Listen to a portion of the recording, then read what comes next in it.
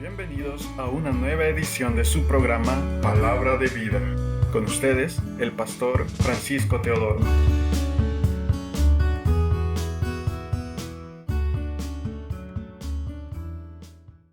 Leña para el holocausto. Y levantándose fue al lugar que Dios le dijo. Al tercer día, Abraham alzó sus ojos y divisó el lugar de lejos. Entonces Abraham dijo a sus siervos: esperen aquí con el asno. Yo y el muchacho iremos hasta allá y adoraremos y volveremos a ustedes. Abraham tomó la leña del holocausto y la puso sobre su hijo, sobre Isaac su hijo. Él tomó en la mano el fuego y el cuchillo y se fueron los dos juntos. Entonces Isaac dijo a Abraham su padre: Padre mío. Y él respondió: heme aquí, hijo mío. Le dijo: he aquí el fuego y la leña, pero ¿dónde está el cordero para el holocausto? Padre celestial, estamos frente a tu palabra hoy. Hemos venido, Señor, para escucharla, para que tú nos enseñes, nos muestres el propósito, la realidad espiritual de este pasaje, que es tan importante que lo entendamos de la manera que tú lo has establecido por tu Espíritu Santo. Ayúdanos, Señor, a tener un corazón receptivo, un corazón que pueda entender la realidad de esta palabra, que nos ayude en nuestra vida espiritual a formarla de tal modo que pueda ser agradable a tus ojos, Señor, en el nombre de nuestro Señor Jesucristo. Amén y amén. Queridos hermanos, esta es una de las historias más impresionantes de las Sagradas Escrituras. Porque si lo entendemos de una manera literal, difícilmente vamos a comprender la sustancia. El propósito de este mensaje es darnos cuenta el amor que Dios tiene hacia nosotros y que nuestra fe va a ser probada en la dificultad. Ese es el tema de esta enseñanza. La fe, Dios la prueba, nuestra fe en la dificultad. La manera como reaccionamos ante una situación de dificultad determina nuestro nivel de fe. La mayoría de las veces reaccionamos de acuerdo a nuestro temperamento o a nuestro marco de referencia, como hemos sido instruidos, como nuestro papá nos enseñó, como lo que vimos en el hogar. Y así, cuando enfrentamos las dificultades, nuestra actitud reacciona en automático conforme a lo que hemos aprendido, lo que nos han enseñado. Y eso va formando nuestra personalidad. Muchas veces pensamos que logramos superarlas, pero en realidad solo hay una manera de enfrentarlo. Es conforme a la sabiduría de Dios. La Biblia es un libro apasionante de historias maravillosas de bendición, pero también registra que esas historias determinaron la fe de cada persona. De manera que la vida cristiana no puede existir sin fe. Y es ahí donde estamos en la gran debilidad en nuestra vida. Fracasamos en la familia, fracasamos en nuestra vida porque no entendemos la fe. Cuando alguien está pasando por un problema, le decimos: Señor, hermano, tenga fe, pero no sabemos cómo implementarla. No sabemos cómo crecer en esa fe. No sabemos cómo administrarla en ese momento determinado. Y esto es lo que ocurre porque creemos que tenemos fe, pero nunca sabemos cuánta fe tenemos hasta que hemos sido probados. Cada hombre en la Biblia, cada mujer en la Biblia, momentos en los cuales enfrentaron la enfermedad, la opresión de sus hijos, la opresión del enemigo, la enfermedad de sus hijos, los problemas del mundo. Cada uno fue probado y a muchos de ellos se dieron cuenta que fracasamos. El temor se apoderó de sus corazones, la ansiedad, la tristeza, la desesperación tomó lugar. El odio, el rencor, la falta de amor, todas esas cosas determinaron nuestra conducta. Por esa razón es importante entender cuando la Biblia dice que el justo vivirá por la fe. Viviremos por la fe. De manera que la fe, en primer lugar, no está basada, no tiene su cimiento en cómo nos sentimos. No es la fe determinada por las emociones. En el día de hoy, la gran mayoría de la iglesia vive por las emociones. Tenemos cultos emocionales. Tenemos enseñanza motivacional. Tenemos enseñanza que nos dice cómo podemos prosperar económicamente si nosotros obedecemos lo que el ministro dice. Trae dinero y Dios te va a dar más dinero. Y empezamos a traer emociones tras emociones. Desafortunadamente, las emociones son pasajeras. Los cimientos de nuestra vida no pueden ser fundamentados en las emociones, sino en las convicciones de la palabra, en la fe. Es por eso que vemos aquí una historia interesante. Abraham era un hombre que Dios llamó de Ur de los Caldeos. Había preparado su corazón. Tenía 75 años cuando Dios lo llamó. A los 86 años, como un hombre frágil, siendo el padre de la fe, pero era un hombre que tenía que ser experimentado en quebranto, tenía que aprender la fe y Dios lo lleva en ese camino. A los 86 años, él tiene un hijo con una sierva, fuera de la voluntad de Dios. Se llama Ismael. De ahí aparece el mundo árabe. A los 99 años, 25 años más tarde, Dios le da la promesa de su hijo. Y le da a su hijo llamado Isaac, que nace cuando él tiene 100 años. Fíjense bien, tiene 100 años. Dios le había prometido un hijo y ahora se lo había dado, después de una larga espera. Abraham había cometido grandes errores. Habiendo tenido una gran necesidad, una hambruna, él desciende a Egipto y estuvo a punto de perder a su mujer. Los oficiales del ejército egipcio tomaron a esta mujer porque vieron que era muy bonita y la llevaron al harén de Faraón. A punto estaba de tomarla cuando Dios interviene. Pero esto pasa, imagínense, 100 años, 25 años más tarde, tiene a Isaac. Una vez que tiene a Isaac, Isaac va creciendo y el amor de Abraham empieza a experimentarse con su hijo. Empieza a ver a su hijo crecer. Llega a la edad de 27 años. Isaac ya no es un niño, tiene 27 años. Y en ese momento, Abraham todavía comete otro gran error. Recuerda que va con Sara en el rey Abimelech. Vuelve a hacer lo mismo. Entonces Dios se da cuenta que la fe de Abraham necesita todavía madurar, porque su amor está en la parte emocional. Cuando ve que Abraham todavía no ha tenido ese nivel de fe que realmente demanda Dios, dice la palabra de Dios lo que acabamos de leer. Después de estas cosas, en el capítulo anterior, hermano, había nacido Isaac, pero Abraham estuvo a punto de perderlo también ante el rey Abimelech. Ahí le dijo, es mi hermana.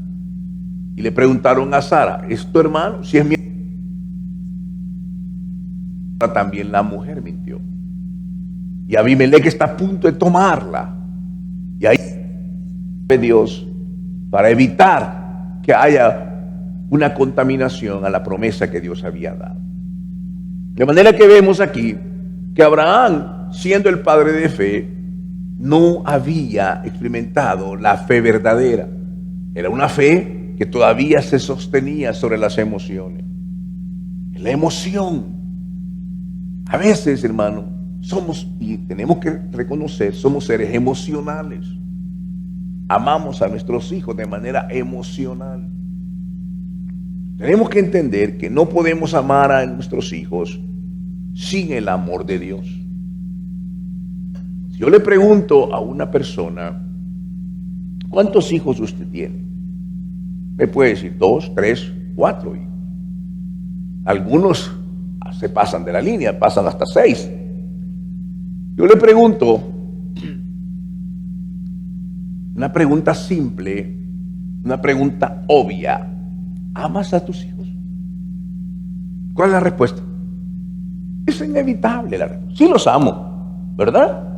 Si yo le preguntara a ustedes esta mañana, ¿cuántos aman a sus hijos?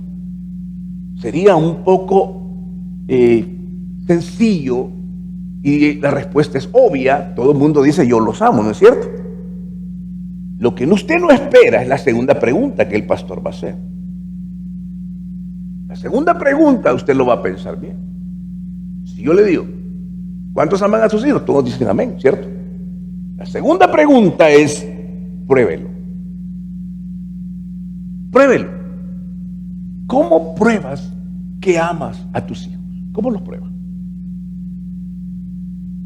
Dame 3 cosas que determinen, que prueben que tú amas a tus hijos.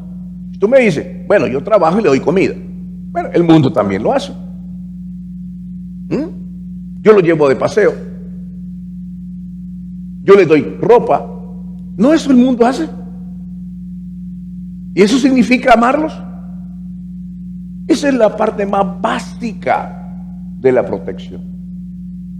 Amar a tus hijos implica sacrificio. Amar a tus hijos implica entender el plan de Dios para cada uno de ellos. Ese es el propósito. No vas a implantar lo que tú quieres, sino lo que Dios quiere para cada uno de ellos.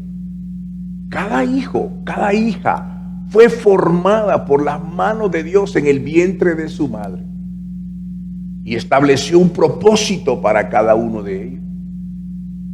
Entender ese propósito es amarlo y vivir para él. El sacrificio es parte fundamental del amor. No solo digas yo los amo, también tienes que probarlo. De manera que Dios le dice a Abraham, cuando él lo mira, que ya Isaac ya tiene como 27 años, ya es un muchacho, ya no es un bebé, ha disfrutado su compañía con él, y le dice, Abraham,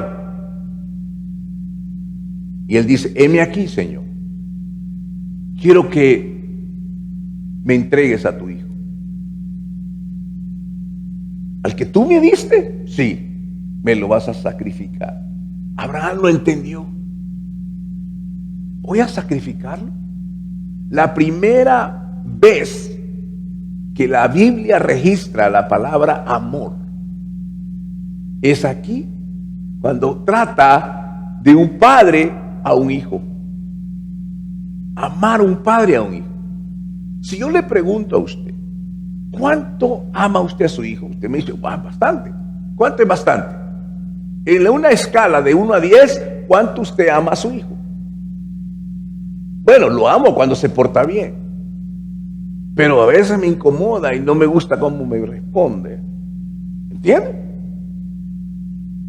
Amar en el español fue traducido de 4 raíces.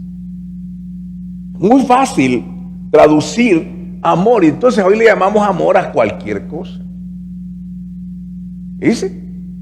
El esposo dice, ¿ama a su esposa? Sí, la amo. ¿Con qué clase de amor la amas? No lo sé, yo la amo. Cuando te vas a casar, ¿amas a tu esposa, a tu novia? Sí, la amo. ¿Cuánto tiempo? ¿Ah? Lo que ocurre es que las 4 raíces tienen diferentes características. La traducción la metimos en un solo embudo y se produjo la palabra amor en el español. Bueno, al latín y después al español. La primera palabra de amor es el amor filial. Es el amor entre padre e hijo. Es el amor entre amigos. El amor entre familiares. El amor fue filial. Es un amor horizontal. La segunda raíz es el amor eros, que es el amor en el matrimonio, en la unión espiritual, alma y cuerpo. La tercera es el amor protector, que viene de la palabra compasión, que es de una raíz que se llama charis. Es protector. Es decir, vemos a una persona que está herida, tenemos amor y le ayudamos, aunque no sea nuestro familiar, ¿no es cierto? ¿Verdad? Vemos a alguien y decimos, este hombre no tiene comida, le damos comida. Eso es un amor que viene de esa raíz protector. Pero hay un amor que supera esas 3. Es el amor ágape, que es el amor de Dios a nosotros y nosotros a Dios. De manera que tenemos que entender cuáles son las raíces de eso. Dios le dice aquí por primera vez, aparece la palabra amor. Al hijo al que tú amas. ¿Se acuerdan lo que dice Jesús en Mateo 22? Amarás al Señor tu Dios los domingos con todo tu corazón, toda tu mente y toda tu alma, y a tu prójimo como a ti mismo. Ahí se reducen los 10 mandamientos. Los primeros 4 es honor a Dios. Los 6 restantes es honor al prójimo. Ahí están los 10 mandamientos. Todo es, la Biblia es un libro de honra. Por eso tenemos que saber, Abraham le dice al hijo que tú amas, me lo vas a sacrificar. Hermano, esa noche para este anciano fue una noche terrible. Terrible. Yo creo que no durmió. Él sabía lo que Dios le estaba diciendo. Me vas a entregar a tu hijo. Y la manera que lo vas a hacer, lo vas a poner en un altar, le vas a poner leña, lo vas a poner el cuchillo sobre él y lo vas a sacrificar como una ofrenda, como un corderito. ¿Por qué era eso necesario? El corderito era el sacrificio que Dios pedía, la muerte de un inocente por el culpable. Esto significa en la teología la expiación o la sustitución. Es poner a alguien inocente para que pague por el culpable. Esto apuntaba a la cruz del Calvario, lo que Jesucristo hizo. Él es el Cordero, por eso se llama el Cordero de Dios que quita el pecado. El muerte de un inocente por el culpable. Que merecía la cruz éramos nosotros, pero Cristo toma nuestro lugar. Eso se llama amor. ¿De cuál clase de amor? El amor ágape. Es el amor que tiene impregnado el sacrificio. No existe el amor ágape sin el sacrificio. Este es el amor con el que tenemos que amar a nuestra esposa y a nuestros hijos. El amor con sacrificio. Por esa razón tenemos que ir a trabajar, traerles la comida, no como una obligación, sino como un fundamento del amor. ¿Ven? Es el amor. Estamos hasta ahí aprendiendo un poco, porque todavía no he terminado la introducción. ¿Saben que Dios le dice, entrégame a tus hijos? Es una historia, la leemos, pero muy poco la comprendemos. Cuando Él empieza y dice, no duerme esa noche, dice la Escritura que se levantó muy temprano de la mañana. Temprano de la mañana. Ese hombre, esa noche fue una noche de agonía. Porque Abraham, aunque era un hombre de fe, era un hombre también humano. Era un hombre humano. Y Empezó y comienza la jornada, porque nadie podía dormir esa noche, pero Abraham confiaba en el Señor. Abraham estaba confiado de que Dios le había dicho, y él tiene que caminar por fe. No es que, bueno, voy a entender todo este plan y entonces voy a obedecer. No. La manera como Dios obra es que va por partes. Nos va probando en nuestra fe. Él no fue a discutir esto, él no preguntó a nadie, él sabía, él conocía a Dios, que Dios sabía que cumpliría su palabra acerca de su descendencia, y Dios no fallaría su palabra. En el capítulos anteriores, Dios le dijo, te voy a dar una descendencia, y la descendencia era Isaac, y sabía que de ahí y venía una descendencia, y ahora Dios se lo estaba pidiendo. Parecía una contradicción, pero había una enseñanza dentro de ese llamado. El llamado era que Dios tenía que cambiar la fe filial a una fe ágape. Amamos a nuestros hijos de una manera filial, pero esa fe es muy condicionada. Si te portas bien, te voy a bendecir. Si tú haces esto, y te damos con nuestros hijos. Pero el día que nuestros hijos nos fallan, ¿qué hacemos? Levanta nuestro carácter, levanta nuestro temperamento. ¿Entiendes? ¿Y cuántos padres hay que han ofendido a sus hijos? ¿Y cuántos hijos hay que ni siquiera le hablan a sus padres? ¿Cuántos hijos hay que recuerdan los peores momentos de sus papás? No recuerdan una palabra que un padre le dijo, te amo, hijo. Estoy aquí para ti, tú eres una bendición a mi vida. Sino que recuerdan de su padre solo las cosas y maldiciones que salieron por su boca. Algunos no tuvimos la suerte de tener un padre por mucho tiempo. Mi padre estuvo hasta los 7 años conmigo.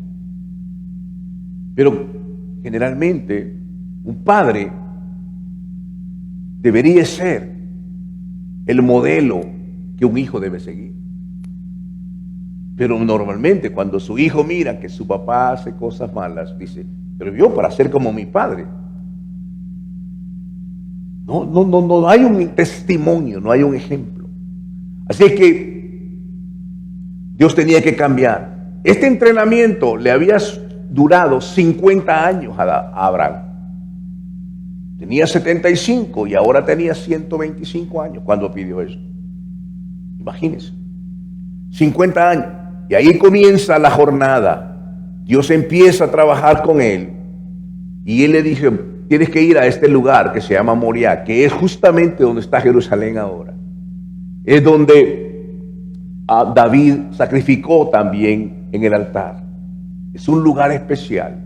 Es justamente a pocas yardas de ahí donde Cristo fue crucificado, en el monte Calvario. Este lugar es un lugar muy especial. Ahí vas a sacrificar a tu hijo. Entonces comienza esa jornada y empieza ahí un momento terrible. Yo me imagino a Abraham. Me imagino ese momento en el cual va con su hijo, lleva la leña y suben en el asno y lleva 2 siervos y le dice a los siervos, espérennos aquí, espérennos. ¿Con qué? ¿Cómo pudo decir eso? Vamos a regresar. Algo estaba allí. Y aparece y dice ahí, miren lo que dice la Biblia. Es algo interesante lo que dice en el versículo, dice versículo 4, versículo 5. Entonces Abraham dijo a sus siervos, esperen aquí con el asno, yo y el muchacho iremos allá, adoraremos y volveremos a ustedes. Por primera vez en la Biblia aparece la palabra adoración. Es la primera vez que aparece adoración. Y no tiene nada que ver con la música. Tiene que ver con el sacrificio. La adoración tiene que ver con una entrega, con un sacrificio. Nosotros en nuestra cultura moderna vamos a adorar al Señor. ¿Y qué hacemos? Cantamos. ¿Está mal? No, no está mal. pero no tiene el verdadero sentido de la palabra adoración. La adoración es una entrega, es un sacrificio, es entregar algo que amamos. Y ahí dijo, vamos a subir y vamos a adorar al Señor. Si le pregunta a Abraham, adorar al Señor, pero vas a sacrificar a tu hijo. No lo podemos entender en esta mente humana. Pero hay una cosa importante que Abraham sabía. Él conocía a Dios. Él sabía que Dios nunca le había fallado. Él sabía que aun cuando lo matara, Dios lo va a resucitar de ahí, porque Dios prometió una herencia de ahí. Y Dios te ha revelado a Cristo un día, habiendo sido pecador, habiendo estado en el mundo, habiendo estado al borde de la muerte. La gracia de Dios se reveló a tu vida y hoy te tiene aquí sentado. Y a mí me tiene que ir. Por su gracia somos salvos. Y Dios nos revela eso. ¿Por qué? Porque el amor de Dios. Dice, de tal manera amó Dios a Víctor. De tal manera amó Dios a Lewis. De tal manera amó Dios a Luis, que dio a su hijo. Fíjense bien. Lo que entiende es que Abraham dio a su hijo. Era la enseñanza. Dios está dando a su hijo. Nos da a Cristo. De tal manera nos amó que dio a Cristo. Para que cuando Luis, cuando Víctor, cuando Lewis creyeran, tengan vida eterna. No se pierdan. Aleluya. Ese es lo maravilloso de Dios. El amor de Dios. Es el precio de Cristo en la cruz. Fue Dios mismo el que sacrificó a su hijo. Lo llevó a un altar. Lo puso en una cruz. Y permitió toda clase de sufrimiento. ¿Por qué? Para que nosotros pudiéramos tener vida eterna. La palabra adoración implica sacrificio. No es una reunión de música. La adoración tiene que ver con esto. Entonces vemos la importancia de esto. Cuando Isaac pregunta, ¿dónde está el cordero? Está la leña, está el cuchillo, está todo aquí. ¿Dónde está el cordero? Esa es la gran pregunta que se ha hecho la humanidad entera. Pero Juan el Bautista se le fue revelado un día, cuando vio a Jesús venir al bautismo. Dijo, he aquí el Cordero de Dios que quita el pecado del mundo. Él es el único. Él es el que paga el precio. Ese Cordero fue sacrificado, fue muerto, fue crucificado por nuestra vida. Pero Él resucitó, se levantó entre los muertos, porque la muerte no lo podía retener. Cristo se levantó de entre los muertos y ahora vive y reina para siempre y viene por segunda vez. Aleluya. Qué lindo es, hermano, qué maravilloso. Hebreos 11, 17 al 19. El escritor de Hebreos lo describe por el Espíritu Santo de esta manera. Por la fe, Abraham, cuando fue probado, ofreció a Isaac, el que había recibido las promesas, ofrecía a su hijo único, de quien se había dicho, en Isaac te será llamada descendencia. Él consideraba que Dios era poderoso para levantar aún de entre los muertos.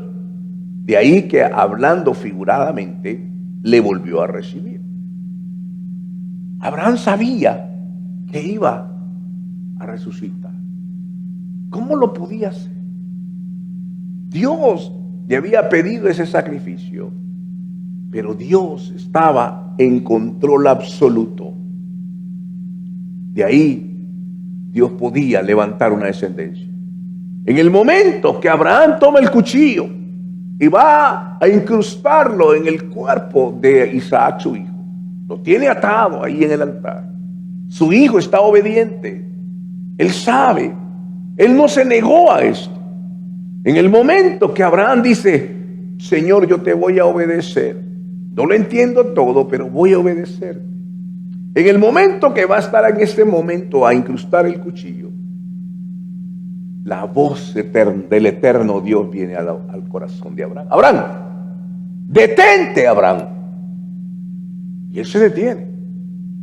Y le dice, ahora entiendo, ahora sé que me temes. No le hagas daño al muchacho.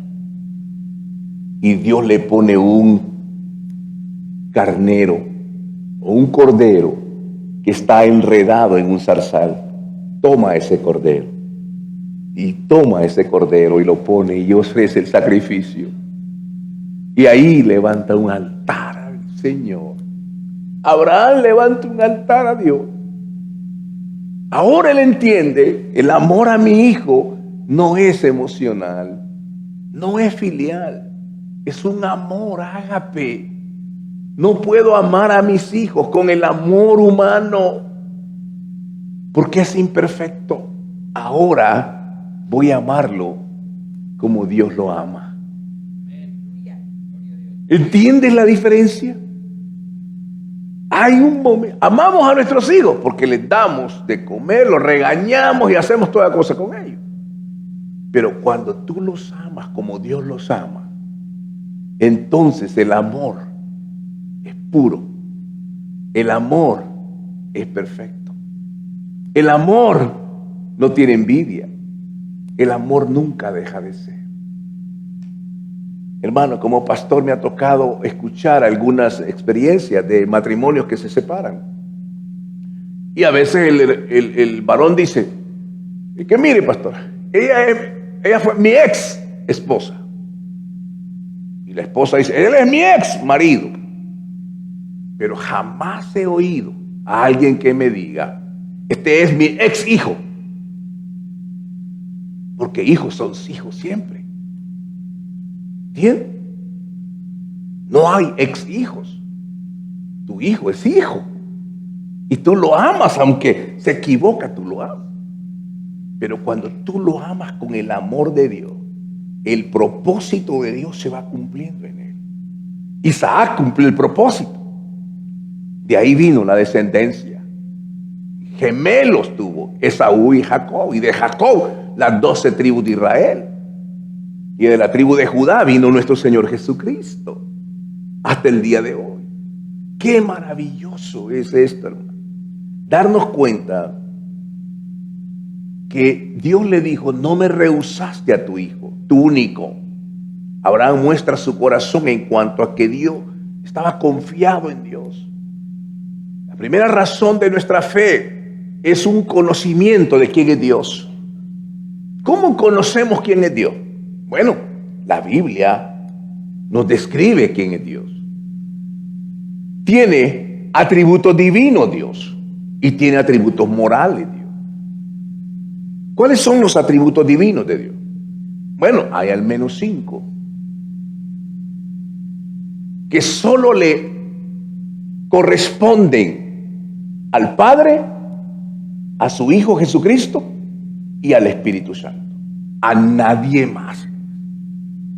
Esos atributos divinos son asignados solamente al Padre, al Hijo y al Espíritu Santo. ¿Cuáles son? El más importante de esos atributos divinos es que Él es santo. Él es todopoderoso. Nada es imposible para Dios. Él es omnisciente. Él conoce todo. Él es omnipresente. Él es eterno. No tiene principio ni fin. Él es el eterno. Él es inmutable. No cambia. Solo esos atributos no pueden ser asignados a San Martín de Porres. No puede ser asignado a eso.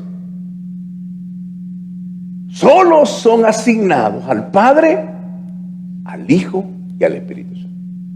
Los atributos morales de Dios se han diferenciado en su relación con su creación. El más importante de ellos, Dios es amor. Dios es bueno. Dios es misericordioso. Dios es fiel. Dios es justo. Dios es compasivo. Eso es los atributos morales de Dios. Cuando conocemos quién es Dios, nuestra fe va a caminar en esa dimensión. Porque no podemos tener una fe si no conocemos quién es Dios. Por eso, muchas veces nos damos cuenta que no tenemos fe hasta que estamos en el desierto. Hasta ahí. ¿Sabe lo que dijo Abraham? Levantó un altar a Dios con el cordero. ¿Cómo le llamó a ese altar? Jehová Jireh. ¿Saben lo que usamos hoy el Jehová Jireh? ¿Tienes dinero? Jehová Jireh te va a dar dinero. Imagínense. Y la gente corre. ¿Cuánto quieren más dinero de Dios? Jehová, no tenemos un Jehová Jireh. ¿No es un mal entendimiento de Dios? ¿No es Dios el dueño del oro y la plata? Te puede dar todos los lingotes que quieras. Y la gente corre. Pero antes que te los dé, tienes que traerme a mi bolsillo $20 cada mes. Estamos llenos de un falso evangelio de prosperidad, porque hemos interpretado mal este pasaje. Jehová Jireh va a proveer un cordero. Y eso es lo que Abraham provee. Él es fiel a su palabra. Él no va a fallar a su palabra. Veamos algunas comparaciones de lo que fue Isaac con nuestro Señor Jesucristo. Ambos fueron amados por su padre. Ambos se ofrecieron de su propia voluntad. Ambos llevaron la leña, la cruz para el sacrificio. Ambos se sacrificaron en el mismo monte. Y ambos fueron liberados de la muerte al tercer día. Qué lindo, ¿no es cierto? La fe probada de Abraham nos desafía hoy esta tarde. ¿Hay algo más precioso para nosotros que Dios? Dios es lo más precioso. ¿Hay algo para nosotros que sea más importante o valioso? No, Dios tiene que serlo. ¿Hay algo que está obstruyendo ese amor de Dios en tu vida? Tu egoísmo, tu orgullo, tu vanagloria, tu amor por este mundo.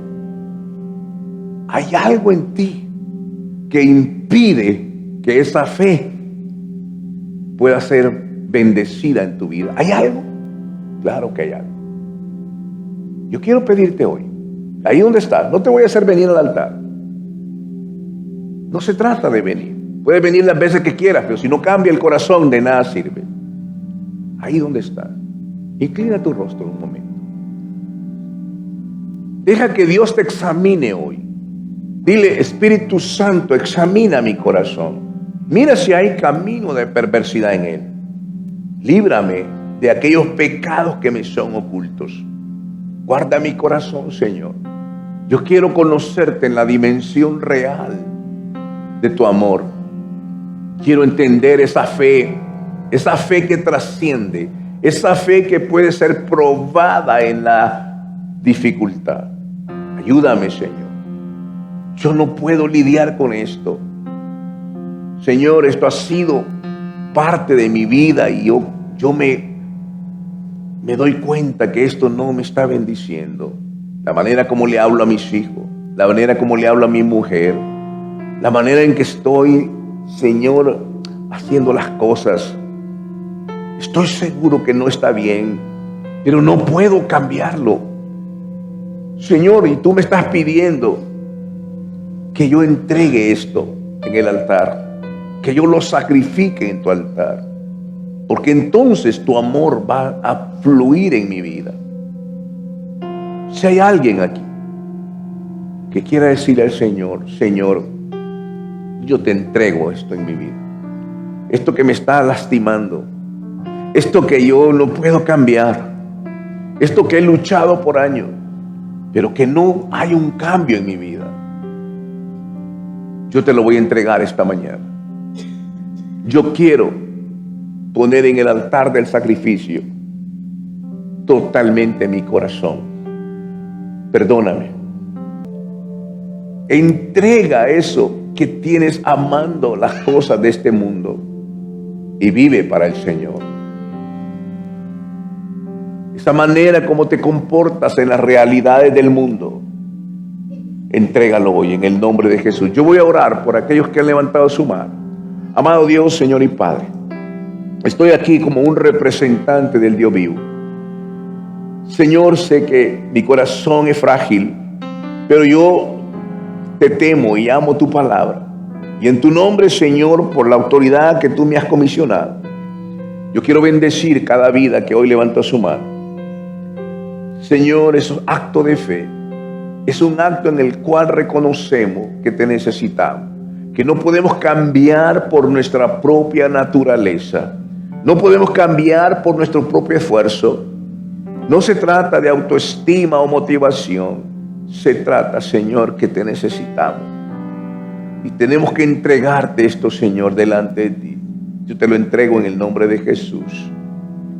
Tómalo, Señor. Es un acto de fe. Y te ruego que tú, Señor, tomes mi corazón y mi vida. Quiero amarte como tú mereces ser amado. Te doy gracias, Señor, por esta oportunidad que nos das de acercarnos a ti. En el nombre glorioso de Jesús de Nazaret. Hemos llegado al final de su programa Palabra de Vida. Le invitamos a mantenerse en sintonía de nuestra próxima edición. Asimismo, le invitamos a interactuar con nosotros en nuestra página de Facebook Palabra de Vida y en el canal de YouTube del Pastor Francisco Teodoro. Que Dios les bendiga.